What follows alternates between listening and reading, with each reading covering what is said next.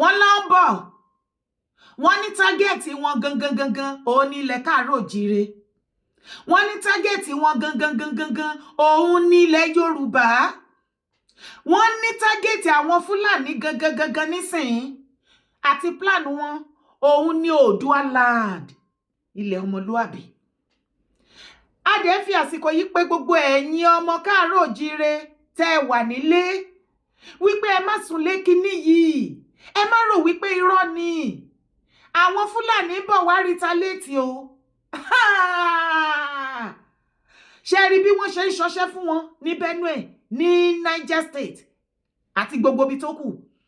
Pláànù tilẹ̀ Yorùbá wọ́n mú lọ́wọ́lọ́wọ́, wọ́n múra ilẹ̀ Yorùbá lọ́wọ́lọ́wọ́. Wọ́n dẹ̀ máa yí ti ilẹ̀ káàárọ̀ òjíire, wọ́n á yí ti wa ahad gan ni. Ọ̀rọ̀ ilé ò ń sọ̀rọ̀ pé ọ̀rọ̀ ká dìde ká tètè bẹ̀rẹ̀ sí ní wá ọ̀nà tá a fi máa protect property wa àti ẹ̀mí wa. Ó ń lọ̀rọ̀ tó wà nílẹ̀ yìí o. Fúlàní fẹ́ yabo ilẹ̀ Yorùbá. Wà á nírọ́ ni di àwa gbọ́. Wà á tẹ̀lé mi. Before the end of Tinubu regime, the Yorubas will realize that they have become the enemies of other tribes in Nigeria. I am seeing big problem coming to the Yoruba nation. If you like, you can call me a tribal prophet. But by the time it will start to happen, you will know that I am only revealing the message as a messenger. I don't manufacture message. I don't produce message. It is what the Lord reveals and what He put in my mouth that I am giving out to the world. Listen to me, my brothers in the Southwest. This message is based on pure revelation. I have no business to speak to you, and I have no business to speak to the nation if it wasn't mandated from above. Listen and hear me. Before the end of Tinubu regime, you will realize that you have become the enemies to the rest of Nigerians. I am seeing big problem coming to Yoruba land. Remember, I have already spoken about the attack by the terrorists on Yoruba land. Attack in Kwara, attack in Ogun, attack in Ondo, attack in Oshun. I have spoken about this attack many times in the past. But this time around, the Lord is saying, before the end of Tinubu regime, the Yorubas will realize that they have become the enemies of the rest of Nigeria. I am seeing problem coming to Yoruba land. I am seeing a war in Yoruba land. Mark this message. I am seeing Fulanis, no any other tribe, fighting with Yorubas in Yoruba land. The Fulanis are going to fight aggressively with Yorubas in your own land. Kí ló ṣẹlẹ̀ yín èèyàn mi? Ó wá ga o. Wọ́n ní nítorí bàbá Tinubu, gbogbo Nigerians ló máa become ọ̀tá ilẹ̀ káàárọ̀ òjíire ọmọ Yorùbá. Ẹ má ṣọ̀tá ara yín, ṣé ń bọ̀ wá ni? Kí ló dé? Ṣé wọ́n ń jẹ president ni bàbá Tinubu jẹ president àbí àwọn náà máa kọ́kọ́ jẹ president ni? Ṣé Jonathan ò jẹ president? Ẹ jẹ́ á béèrè lọ́wọ́ ara wa. Ìgbà tí Jonathan, Goodluck Jonathan tó become Nigeria president, ṣé Yorùbá hate ẹ̀? Bó tilẹ̀ jẹ́ wípé nínú regime ẹ̀, ọmọ Yorùbá mélòó ló fún ní oore ọ̀fẹ́ ló gbádùn ìjọba ẹ̀? Ṣebí àwọn èèyàn ẹ̀ náà ló kó síbi ibẹ̀?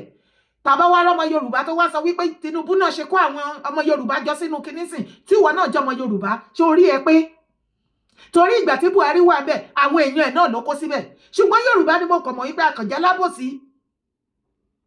Èmi ò wá láti wá defend bàbá Tinubu, rather to defend my people and my land. ilẹ̀ káàárọ̀ òjíire ẹjọ́ ẹ̀yin ọmọ káàárọ̀ òjíire ẹ̀yin bàbá mi ẹ̀yin ìyá mi ẹ̀yin ẹ̀gbọ́n mi ẹ̀yin méètì mi àtàwọn tí mo jù lọ tẹ́ ẹ rí fídíò yìí ẹjọ́ ẹjẹ́ àpàdé bí comment section kí lè ṣe tí ọmọ Yorùbá ṣe every other Nigerians tó ṣe fẹ́ mú ọmọ káàárọ̀ òjíire lọ́tà tó fẹ́ mú Yorùbá lọ́tà kí lára ń gbá wọn tá sanwó. ṣé bàbá Tinubu ló máa kọ́kọ́ jẹ president kí ló dé tá hate Yorùbá nígbà bàbá Ọbásanjọ́ regime tàbá dẹ̀ wá lọ́wọ́ àbọ̀ àwọn ọmọ Yíbò yìí náà ló fẹ́ ṣe kí ni àwọn náà máa mú wa lọ́tà torí mi ò ròyìn pé àwọn Haúsá mú Yorùbá lọ́tà tó bá ní ẹ̀yà tó tún wà nínú Nàìjíríà tí Haúsá láìkì jù ó ní Yorùbá ẹ̀yin Yíbò yìí náà lẹ̀dẹ̀ lè fi wá lọ́rùn sílẹ̀ kò sí nǹkan tá a ṣe tó gùdù láyé yín bẹ́ẹ̀ ni wípé kí nǹkan burúkú ṣẹlẹ̀ tó bá fi dá dídà tọmọ Yíbò bẹ́ẹ̀ ni wípé kí President Trump kó ti dé kó wá gbé President Tinubu kó máa rú lọ lẹ́lẹ́lẹ́lẹ́ ní kán wá gbé Obi kán gbé síbẹ̀ àlá tí ò lè ṣẹ ni keep dreaming that Baba Tinubu become Nigeria president ìyẹn ò make wa to be enemy of anybody in Nigeria. Yorùbá náà pè wá káàárọ̀ òjíire náà pè wá ẹ bring it on ẹ bẹ́kùn wá ní bùbá ṣe ráyè wa o ṣe ráyè wa báyìí sí tí mo bá wá pariwo wípé ẹ̀yin ìyá mi ẹ̀yin bàbá mi tẹ́ wà lé ẹ dìde kẹ́ pakuru mọ́ kinní yìí gbogbo wa lájọ mọ̀ pé gbogbo bó ṣe ń ṣẹlẹ̀ nǹkan tí Trump ṣe President Trump tó ti bẹ̀rẹ̀ láti Christmas Day títí di bí mo ṣe ń sọ̀rọ̀ yìí torí New Year wọ́n ìṣàlejò fún wọn bẹ́ẹ̀ ní nọ́ọ̀tì ẹ̀ẹ̀kan mọ́ many things ni àwọn àmì wa náà wọ́n ti wà more active ń sìn bí Trump ṣe clear ọ̀pọ̀lọpọ̀ wọn àwọn náà ń gbátẹ̀lé wọn bẹ́ẹ̀ làwọn ọmọ wèrè terrorist náà ṣe bí wọ́n rántí wípé lẹ́nu ọjọ́ mẹ́ta yìí ní Niger State wọ́n pa about 30 or 37 people Christian tí wọ́n sọ ọwọ́ wọn sẹ́yìn tán dẹ̀ pa wọ́n tán dẹ̀ ṣe fídíò kó lè mọ̀ wípé ẹranko lásánlàsàn tó dáwọ́ èèyàn bora ni wọ́n aláìfi ọ̀tá pè ìwọ àtẹ̀mí mọ̀ wípé wọ́n ń bọ̀ massively láti wá ṣọṣẹ́ nílẹ̀ káàárọ̀ òjíire ìgbà tó máa wá òun lè mí ọmọ òun la wá ọmọ òun ni mo ṣe ń bẹ gbogbo ẹ̀yin èèyàn wa ẹ̀yin ìyá àwa la bí wọn tí kábíyèsí ìlú yín tí ò bá pè yín ẹ kẹ́kọ̀ọ́ látara ọba ìpele ìgbà tí àwọn ọmọ àlè ìdè tó fẹ́ wá pa wọ́n nípele ọba ibẹ̀ ó mà sá lọ ni ó fi àwọn aráàlú ẹ̀ lékú lọ́wọ́ kíkú pa wọ́n bá tẹ̀ pa gbogbo ìpele kó ti ṣáná sí kó ti jóde eru àárọ̀ ọjọ́ kejì táwọn ará bí ti ṣọṣẹ́ tó ti lọ tégbé ọba ìpele máa yọjú kúrú mi ò fẹ́ ṣe ṣó lórí ọ̀rọ̀ ọba ìpele yẹn ni ṣé kò mú fúnra dání ẹ̀dẹ̀ ṣó ẹ̀yin ọmọ ìpele lọ́wọ́ wípé ọba yín ò tí ì gbowó lọ́wọ́ àwọn ará bí ẹ wá kẹ́kọ̀ọ́ ń bẹ̀ yín ìyá mi ẹ má dúró de kábíyèsí kan pè yín ẹ̀yin ìyálóde ìyálọ́jà ìyálájẹ́ ẹ̀yin ìyá àwọn yìí gbogbo yín lẹ ní gúrùpù after ṣọ́ọ̀ṣì nírọ̀lẹ́ gbogbo yín lẹ lẹ́gbẹ́jẹgbẹ́ oríṣiríṣi ẹ dá sílẹ̀ nínú mítìn báwo ni wọ́n ṣe ní sọ yín dopó ọ̀sán gangan àtọkọ yín tọ́ọ̀ ní sọmọ yín dọmọlọ́mọ ẹ lọ wo òbítíbitì àwọn ọmọ ní nọ́ọ̀tì náà ìgbà bára ni gbogbo wọn ń gbé ẹgbẹ́ títì ni wọ́n nílé wọ́n ti kiri ní wọ́n ti dalẹ̀ ní ìyálẹ̀ ní bàbá àwọn ọ̀pọ̀lọpọ̀ bàbá wọ́n ti wà forcefully lọ wọ́n recruit wọn sínú terrorism ìyá wọn bóyá wọ́n ti pàdánù wọ́n ti pa bàbá wọn dànù wọ́n ti dọmọ aláìlẹ́nìyàn aláìlẹ́nìkan wọ́n ti gbé gbálé wọn lọ́wọ́ name it color blue green yellow any kind of color you can name ọ̀nà gbélé wọn lọ́wọ́ no life no today tomorrow nothing wọn ní kankan wọn ní òpó wọn kò wà láyé ṣá wọn kò wà lé ayé asán èmi ò fẹ́ kí irú eléyìí kó ṣẹlẹ̀ sí wa torí pé a gbé adé wá látọ̀run ni we are specially created by the God Almighty himself ẹ̀yà tí Ọlọ́run mi yọ́nú sí òun ní ìran ọmọ káàárọ̀ òjíire tó bá wá rí bẹ́ẹ̀ ẹ má jà forí adé wa gún gbàgede o ẹ jẹ́ ká pakuru mọ́ o ẹ má jẹ́ ká hùwà bẹ́ni wípé táwọn ará bí bá dé a ní extra life kan síbì kan àbọ̀ ní òun dúró de content tó fẹ́ wá ṣe ń gbà yẹn content yẹn ò lè make anything ó mà ṣe ò la máa ṣe prevention is better than cure kí ló wá sọ wá di ọ̀tá àwọn ẹ̀yà tó kù tó ní gbogbo ẹ̀yà tó kù ní Nàìjíríà nítorí bàbá Tinubu they hate us you are hating on yourself not us torí àṣẹ kọ́kọ́ fún yín bàbá Tinubu dẹ̀ ní kọ́kọ́ ló máa jẹ́ first president nílẹ̀ Yorùbá bàbá Ọbásanjọ́ ti jẹ́ kí ló dé tẹ̀ hate wá gbà náà Jonathan jẹ́ lọ́dọ̀ títí yín náà kí ló dé tẹ̀ hate on him àti gbogbo àwọn family ẹ̀ ó ṣe wá jẹ́ Tinubu ẹ̀ kó rọ́dọ̀rọ̀dọ̀ wá bí gbà ẹ̀ kó ṣì lọ fẹ̀kọ̀tẹ́lẹ̀ náà gbogbo ẹ̀yà mélòó ló láìkẹ́ ọmọ Yorùbá ló láìkẹ́ ẹ̀yà káàárọ̀ òjíire nílẹ̀ Nàìjíríà ọ̀tá lẹ̀ bá gbogbo wa ṣe ọmọ Yíbò ọ̀tá ayé àti ọ̀run lẹ̀ ń bá wa ṣe Fúlàní ò láìkẹ́ wa Haúsá láìkẹ́ wa ṣá ó dàbẹ̀ ipa àwọn Haúsá láìkẹ́ Yorùbá náà ó dàbẹ̀ ọ̀pọ̀lọpọ̀ ọmọ Yorùbá ló fa Haúsá gan ọ̀tá tẹ́ bá fẹ́ ṣe tètè bọ́ síta kẹ́ wá ṣe ṣùgbọ́n èèyàn mi ẹ jẹ́ abára wa sòótọ́ ọ̀rọ̀ pulse and ponder lórí information tí máa yẹn fi sílẹ̀ o ibẹ̀ ni kọ́kọ́ là ń lọ o ìjẹ́ ẹjẹ́ mọ̀ wípé àwọn APC ẹgbẹ́kẹ́gbẹ́ wọ́n ti bà ayé Wike jẹ́ wọ́n ti bà ayé Wike jẹ́ mo dẹ̀ mọ̀ wípé nǹkan tó ń ṣe fún Wike lọ́wọ́lọ́wọ́ ẹ̀ àwọn APC stakeholder tí wọ́n rún ayé Wike lọ́wọ́lọ́wọ́ ẹ̀ wọ́n ti dẹ̀yìn lẹ́yìn ẹ̀ bàbá Jagaba mọ̀ sí bàbá Jagaba Àkànbí olódòdó politics meter calculator wọ́n ti lo Wike tán wọ́n ti jẹ tinú ẹyin Wike wọ́n ti mú èpo ẹ̀ wọ́n ti jù dànù Fubara ṣọmọ ẹ̀pọ̀ ti dìkáàpù sí APC Wike ò dìkáàpù sí APC ó sì ń gbógun ti ó yìí ń jàjà lọ ní PDP ń bẹ̀ pé sẹ́ẹ̀ màá yàbò yín màá yapa yín ṣùgbọ́n àwọn APC stakeholder bàbá Tinubu ti ní another option tó jẹ́ sí wípé Fubara wọ́n dẹ̀ ti wọ́ Fubara mọ́ra báyìí sìn ojú mà ti Wike o agbára Wike mà ti ṣe ó ti dópin politics wá tẹ̀lé mi wo fídíò ìkó gbàṣírí. Zero. As regards Wike, I see the reason for his reaction. Give it to President Tinubu. That man is a master strategist. Like I was saying the other day when Mr. Toyako was here, I said the reason why when Mr. Wike wanted to impeach Fubara, President Tinubu intervened and probably gave him a leeway was so that he would have options. And his options have come home. So now, Fubara has joined the APC. The APC top apparatchik have closed rank with him. You can see the chairman of the party saying the other day that he's our man. Then Bolaji Bashir is saying, Wike, you're not even a member of the APC. And you see, that's why politicians should be careful.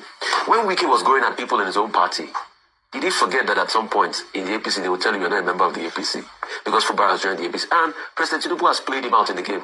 Guess what? Unknowingly, after he got the Supreme Court ruling that he did the local government elections again last year, he went to put most of the local government chairmen as APC members. He ensured they got in. The State House of Assembly defected to APC. The governor, APC. Wike, PDP. It's so easy to scheme him out. And that's why the likes of Ajubala Bashir can challenge him and say, you're not in the party, you don't have a right to tell us what you do in the party. Yes, Wike can say, you can't tell me that. Don't put your mouth in reverse politics. Say all sorts. But President Tinubu has strategically schemed it out. That's why they call him the Jagaban. I don't agree with President Tinubu on many things, but on this, he has shown he's the political Jagaban. He has schemed him out. So Wike can go ahead with his local government role. But what Wike forgets is, yes, you will say the local government chairmen are they are loyal to you, right? But they are in the APC. Most of them, I think save for one or two that PDP won. Majority of them are in the APC. So it's been schemed out. President Tinubu can choose to work with Fubara, and that's why Bashir said that he could resign. So the question is, will Wike now want to fight back and go against the grain and fight the federal might? I think he wants to get a candidate to challenge Fubara. It might be a game up for him. This might be the beginning of the end of this fight. On this, like they say on the streets, President Tinubu 200, Wike 0. Minister Wike go learn in a very hard way. You go think say na Fubara you dey play with. This one na Jagabano. Àkànbí olódòdó the Jagaban.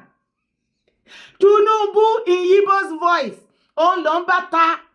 APC òun ni Wike ń bá ta yo. Ó lè jẹ láíláí.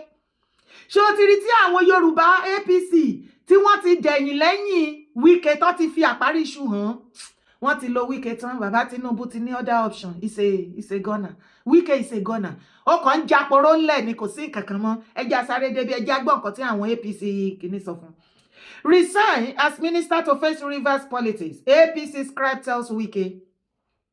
The National Secretary of the All Progressive Congress, Ajibola Bashiru, has fired back at the Minister of the Federal Capital Territory, Nyesom Wike, asking him to resign his ministerial position and focus on what he described as his obsession with Rivers State. Yes, obsession.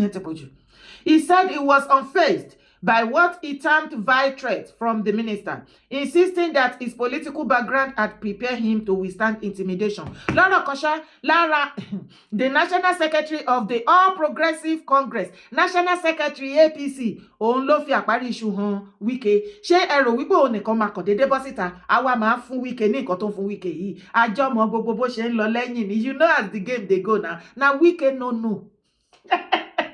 Ẹ jẹ́ Wike lè kọ́nà kó understand. It is payback time for Wike. You see all those gara giri where Wike they do like say now he be the devil. He even reach one period like say even Nigerians they complain say now Wike be the president. Now Wike be the president. You go see him for front, see him for back, left, right, everywhere. They make gara.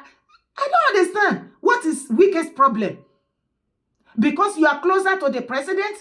Because you supported President Bola Ahmed Tinubu presidential election in 2023? Of course, because of that 2023 election, you work like a magic. I mean, you work like a jacka for APC. And for Baba Tinubu, everybody knows.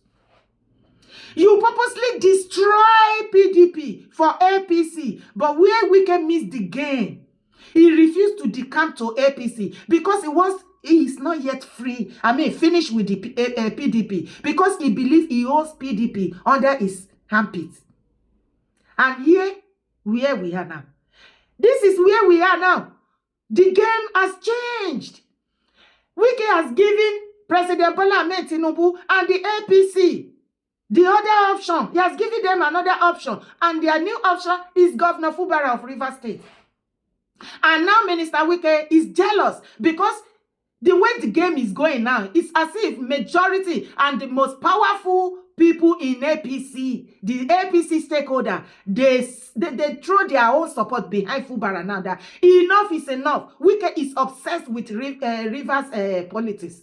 If you are tired of being a minister in FCT, that many people are behind that post, and everybody knows that President Bola Ahmed Tinubu used that post, FCT minister, to compensate you for all the work, all the good work you did for him, and the support you gave him during the 2023 election. How can you be a minister for FCT and you still want to control Rivers State just because you were once the governor, their governor there? What is the problem? Allow the governor to rule. Allow him to do his job. Ever since you did not allow this man to rest, what is it? You want to control two states together? No, we have never seen something like that before. I don't care Rorokosho meji, but we can't hear over Rorokosho Jule time. Oti wata game yẹn títí sin ilẹ̀kùn ti mú lọ́wọ́ ó ti fìdí janlẹ̀. But Wike has not realized that they are true with him. They have used him and dumped him. APC has dumped you already. Wike is finished politically.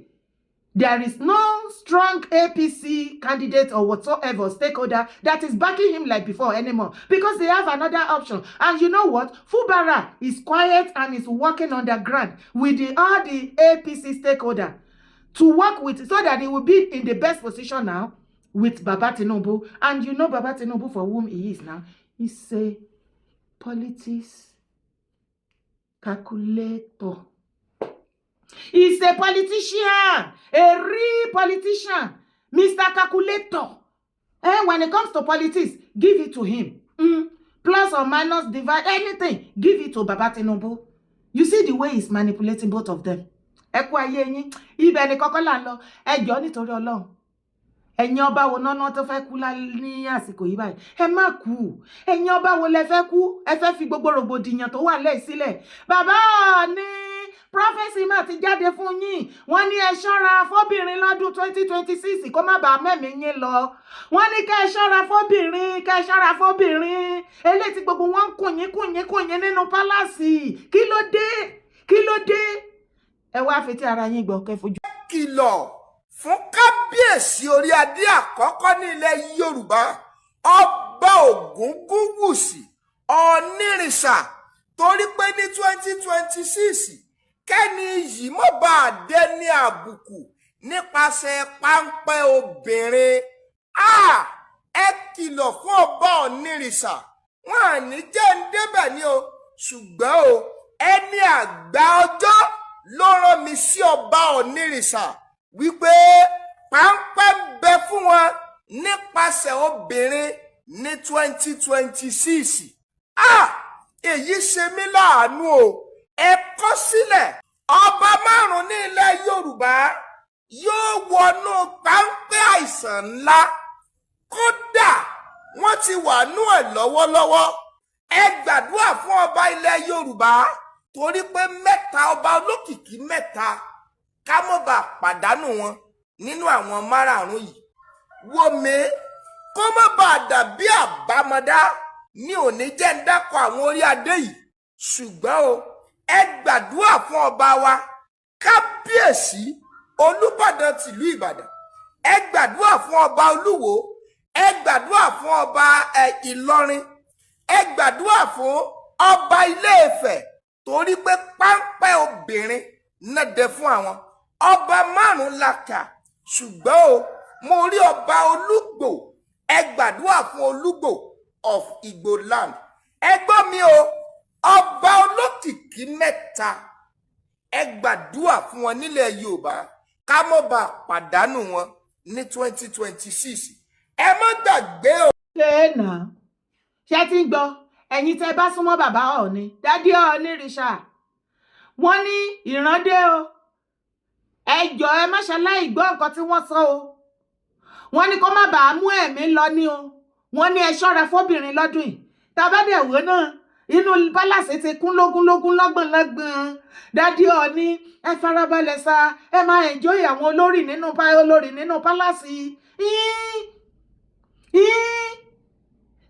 ẹ fọ̀rọ̀ obìnrin sílẹ̀ ní 2026 yìí o kó má jẹ́ pé ibẹ̀ náà máa gbà wọlé sí yín lára ikú yín ò dá nǹkan kan fún wa torí wípé èmi gbà ládùúrà wípé àjẹgbó àjẹtọ́ àjẹfẹwú parí àjẹfẹrìgì jòbì kọrin kése òun lẹ jẹ kò wọn àwọn ará ìṣáájú wọn kú ní rèwerèwe ẹ ò ní kú ní rèwerèwe ò kábíyèsí Ọọ̀ni rìṣà ẹ ò ní bá wọn kúkú ọ̀wọ̀wọ̀ tá a bá rí obìnrin kóbìnrin tí àwọn ọ̀tá yín bá tó mú gẹ́gẹ́ bí machineries tí wọ́n fẹ́ wá lò against yín láti dẹ́mi yín légbodò irú obìnrin náà kó fi ẹ̀mí ara ẹ̀ di fún wọn ṣùgbọ́n ẹ̀yin náà ẹ̀ ní ìfúnra ẹ̀yin náà ẹ̀ kíyè sára nǹkan téèyàn bá ti mọ̀ ọ́ jẹ jù òun ló máa ń lò against èèyàn bàbá bí obìnrin ti máa ń kùn yín nínú pálásì ti pọ̀ jù ẹ̀yin nìkan kọ́ ni kábíyèsí nílẹ̀ káàárọ̀ oòjíire olórí ọba ni yín lóòótọ́ ṣùgbọ́n bí àwọn obìnrin ṣe máa ń kùn yín ó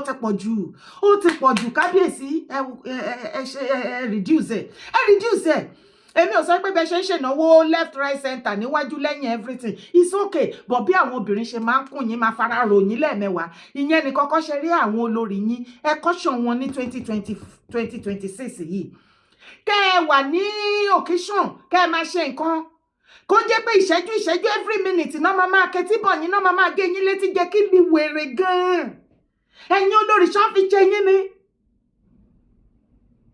kí ló dé ẹ ti gé tí Ọọ̀ni jẹ títí ẹ má gé tí Ọọ̀ni jẹ ẹ má gé Àṣàkẹ́ létí lọ ẹ má gé tí Ọọ̀ni lọ ẹ jẹ́ kí bàbá wa Ọọ̀ni kan gbọ́ ọ̀rọ̀ tó gbádùn kí ló dé gbogbo pàtí occasion yín bí olórí Ashley ṣe ń gé tí eléyìí jẹ ní olórí Tọ́pẹ́ máa gé tí eléyìí jẹ kò sí gbogbo nǹkan tí ẹ̀ ń ṣe everybody wọ̀ ọmọ èmi ò kàn ní interest ni torí it's about your life.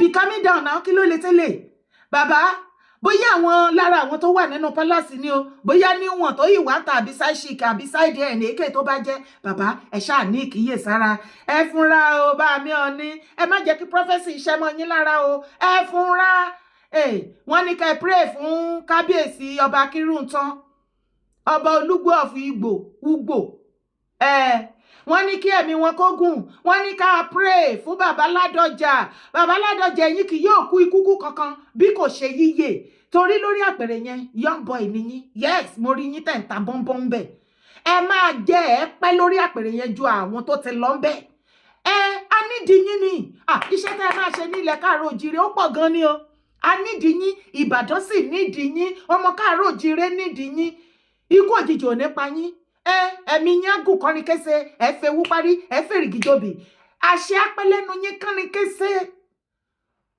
Abdulrasheed Olúwo ṣé lóòótọ́ ni ó dọ́dọ̀ tiẹ̀ náà wọ́n lé àwọn kábíyèsí tó máa pa yín pé ẹ ti wà lórí ìdùbúlẹ̀ àìsàn ṣáìsàn ń ṣe ẹ́ ní nǹkan ṣe. Olúwo ṣé àìsàn àbẹ́yìn ò gbọ́ nínú prọfẹ́sì yẹn wọ́n ní ọ̀pọ̀lọpọ̀ ẹ̀yin ọba mẹ́ta tó máa páyín tó máa wàjà wọ́n náà ti wà lórí ìdùbúlẹ̀ àìsàn wọ́n dẹ̀ dárúkọ Ọba Olúwo o kọ́lọ̀ kó mú ẹ lára dá o ikú ẹ̀ ò dá nǹkan kan fún mi o wàláhì ikú ẹ̀ ò dá nǹkan kan fún mi èmi ò rokúrò ẹ̀ o Oba Olugbo àjíǹde ara kó máa jẹ́ fún ẹ o, ṣùgbọ́n kàn jáwọ́ kó yé gbógun ti ilẹ̀ káàárọ̀ òjíire, jáwọ́ nínú supremacy battle, jáwọ́ nínú ọ̀tẹ̀, ó láìkè ọ̀tẹ̀ gan. Stop láti máa recruit àwọn ọba ilẹ̀ káàárọ̀ òjíire. Ṣé o mọ̀ wípé àwọn backbone yín ní north wọ́n ti forí kómi? Wọ́n ti fọ́dàgbé. Tó bá jẹ́ mi ni Oba Olugbo lásìkò 2026, ẹ jẹ́ calm down, kẹ́ fọwọ́ síbi tọ́wọ́ ń gbé. Mi ní sọ jù yẹn lọ. Orúkọ tèmi ò yí padà. Yèyé dára kòwé kò ó ní mò ń jẹ́. Má gbàgbé láti bá mi share ètò yìí. Má sì gbàgbé láti bá mi like. Má sì gbàgbé láti bá mi drop comment ẹ. Ire o, kábíyèsí.